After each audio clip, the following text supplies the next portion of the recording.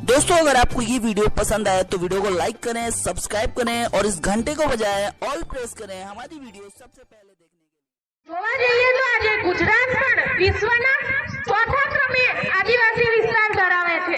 આદિવાસી સમાજ ગુજરાતમાં ચોથા ક્રમે ધરાવે છે। આજની તારીખમાં જ્યારે વિશ્વ આદિવાસી દિવસ આટલા ધામધૂમથી મનાવતા હોઈએ, એક દિવસ માટે નહીં ભાઈઓ બહેનો, આપણા હક આપણા અધિકાર લેવા હોય તો બહાર નીકળવું પડશે। જેમ અહીંયા સરકારી કર્મચારીઓએ કીધા કે અમારા તો હાથ બાંધેલા છે, આપણા બધાના બાંધેલા છે। અત્યારે તો સરકાર પણ નોકરી આપવા માટે રાજી નથી। આ જળ, જંગલ, જમીન, આ પહાડો, આ કુદરતી વિસ્તાર એ આપણા આદિવાસીઓનો છે। આપણા બાપ દાદાઓ, હું તમને કહું કે જમીન, જળ, જંગલ આ બધાના આધારે જીવે છે કે નથી જીવતા? આપણે જ્યારે જોઈએ છીએ ત્યારે આપણા નેતાઓને પણ કહીએ છીએ કે આવા ડુંગરોમાં નળિયાવાળા ઘરમાં તમે એક દિવસ રહીને બતાવો તો કહીએ કે તમે ખરા છો।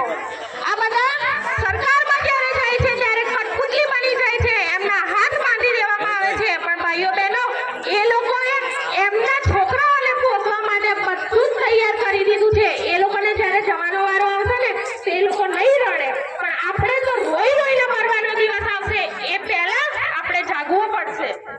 જાગવું પડે ને? તમે વિચાર કરો કે ખાણ ખનીજના નામે જો આ લોકો આપણને ઉઠાવી દેતા હોય તો આપણે ક્યાં જઈને વસ્તુ? સરકાર જોડે એવી તો કઈ જમીન છે કે જે આદિવાસીઓને આપશે? ભારતમાલા પ્રોજેક્ટ છે, એવા અન્ય પ્રોજેક્ટો લઈને આદિવાસીને વેર વિખેર કરવાની આ લોકોનું ષડયંત્ર છે। જોયું તમે? આદિવાસીઓને અહીંયા ખાણ ખનીજ મળ્યું તો અહીંયાથી બીજે મોકલશે। માનો કે અહીંયાથી આપણા અમુક સમાજને કચ્છમાં જવું પડે, કચ્છથી શું આદિવાસી આપણો વિસ્તાર અહીંયા આવશે? આપણા સમાજના માણસો અહીંયા આવી શકે ખરા? આવશે? એ રીતના આ લોકો આપણને ચારે બાજુ છૂટા પાડી દેશે અને આપણી જે એકતા છે ને એ લોકોને વિખેરી દેશે। એટલે જ્યારે આવા પ્રસંગો હોય છે, આપણા સમાજની કોઈ સમસ્યા હોય છે, ત્યારે સૌ ભાઈ બહેનોએ એકજૂથ બનીને આવવું પડશે। હું અહીંયા બેસેલી બહેનો અને ભાઈઓ નવયુવાનોને મહેરબાની કરીને કહું છું, આપણા જે હક અને અધિકારો છે એનું થોડું નોલેજ કરજો, મને ત્યાં સુધી ભણો। આજે જો જોવા જઈએ ને તો સરકારે આપણને જે અનામત આપેલી છે એ કઈ સરકારની બદોલત નથી, ડોક્ટર બાબા સાહેબની આંબેડકરના બદોલતે આપણને આ અધિકાર મળ્યો છે। આજે જે મને પહેરવા માટે કપડા, મારું અંગ ઢાંકવા માટે જે કપડા પહેરવા મળે છે, હું આજે સ્ટેજ ઉપર આવીને બોલું છું ને, એ પણ ડોક્ટર બાબા સાહેબ આંબેડકરની દેન છે। આજે જ્યારે જોવા જઈએ તો આપણો દેશ શેની ઉપર ચાલે? ભારતના બંધારણ ઉપર ચાલે। ભારતના બંધારણમાં જે નિયમો નક્કી કરેલા હોય એ બંધારણ, એ નિયમમાં રહી અને આ સરકારે ચાલવું જ પડે ને? તો પણ આપણે ક્યારેક જોઈએ છીએ કે આ સરકાર એ આદિવાસીઓ વિરુદ્ધ કેટલાય ષડયંત્રો કરતા હોય અને જ્યારે કોઈ પણ બોલે, મારા જેવું બોલે તો મને બેસાડી દે ને, મને તો અનુભવ છે।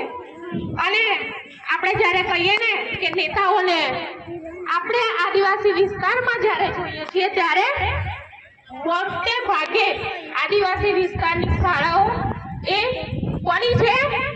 નેતાઓની। કોની છે? નેતાઓની। તો આપણા આદિવાસી નેતાઓ ધારે ને તો આપણા આદિવાસી બાળકને IAS IPS સુધી લઈ જઈ શકે કે નહીં?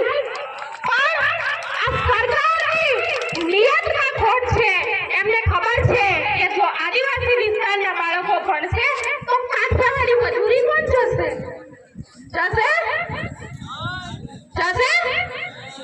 આજે તમે જોવો કે હમણાં થોડા સમયથી સરકારમાં થોડી ચળવળ થઈ છે, આદિવાસી કેમ?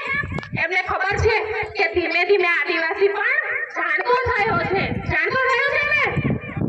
એના કારણે એ લોકો પણ આજે એમ છે કે એ લોકો એકતા કરશે તો આપણને માનશે નહીં। એટલા માટે આજે 10મું ધોરણ, 12મું ધોરણ માંડ આપણા આદિવાસી સમાજના છોકરાઓ ભણે અને પાછી કાઠિયાવાડી આ આધુનિક ટેકનોલોજીના કારણે જ્યારે જોઈએ ત્યારે થોડા આપણે પહેલા હળથી હાંકતા હતા અને ખેતી કરતા હતા, હવે શેના ઉપર થાય છે?